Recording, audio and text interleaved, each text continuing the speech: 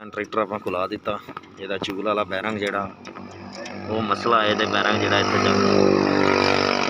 अस्सलाम वालेकुम दोस्तों, गुड मॉर्निंग जी, सुबह खैर भाई जान।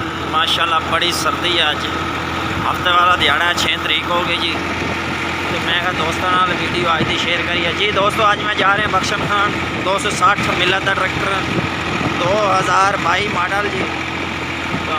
0 मीटर ट्रैक्टर है जी। सिर्फ 1000 घंटा से चलाया इनू।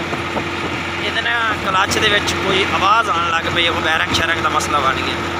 तो मैं कहा अज के व्लॉग के दोस्तों ने शेयर करिए, इनू आप चल के खिलाने खुला के तो फिर ये चैक करते हैं भी की मसला है इनू की डिफॉल्ट है। वीडियो एंड तक देखियो, इंशाल्लाह तुहानू मज़ा आएगा। वीडियो अच्छी लगे तो चैनल को सबसक्राइब करो, बैल आइकन प्रेस कर दी, आने वाली नई वीडियो तुहाडे तक पहुँच सके। माशाल्लाह राय की फसल साढ़े पासे तैयार हो रही है जी। फुल शुल बड़े प्यारा माहौल बनया खड़ा जी। मेरे इलाके में गन्ने की काश्त भी है, सारा सिस्टम है। मैं कहा दोस्तों में शेयर करिए।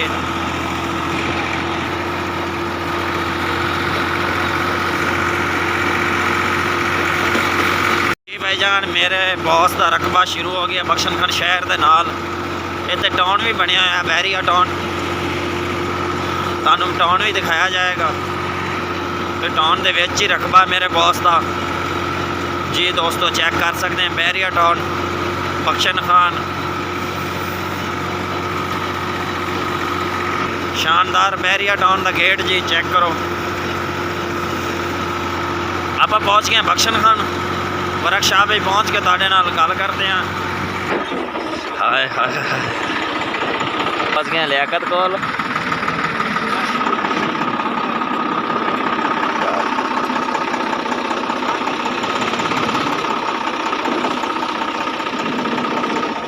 भाई रज़ाक क्या हाल है जी? सोना ट्रैक्टर खुल गया, चूल वाले बैरंग का उस्ताद नुक्स कड्डी खड़े। लियाकत अली चूल का बैरंग ये विच, हाँ ये अगे करके ओ विच पे आ जाओ। मैनू मसला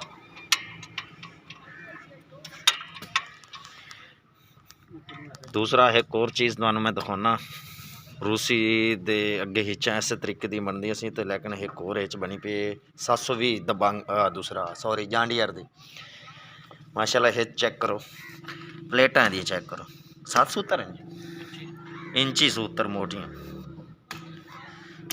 फौज साहब लप्पे 2.5 इंच दे लप्पे जी। माशाल्लाह हिच चेक करो बनी हुई 2.5-5।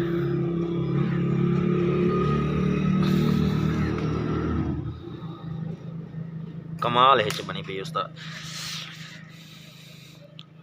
हिच चंगी लगे तो कमेंट च अपनी राय का इजहार करियो। वीडियो अच्छी लगी तो चैनल को सबसक्राइब करके बेल आइकन प्रेस करिए।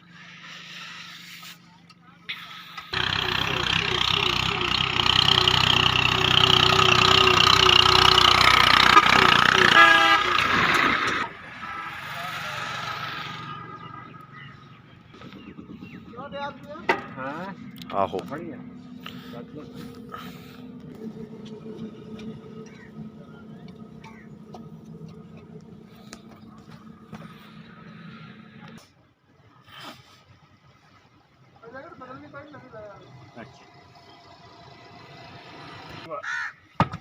है चौधरी।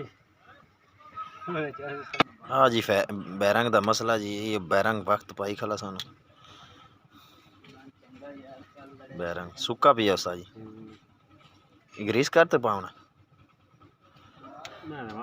नवा पा दिए तो उन्होंने ग्रीस भर लवे बिच है, ठीक होगी। हुण उनकी आखा बैरंग एक लै वे होर टाकियां दा पैकेट, ठीक हो।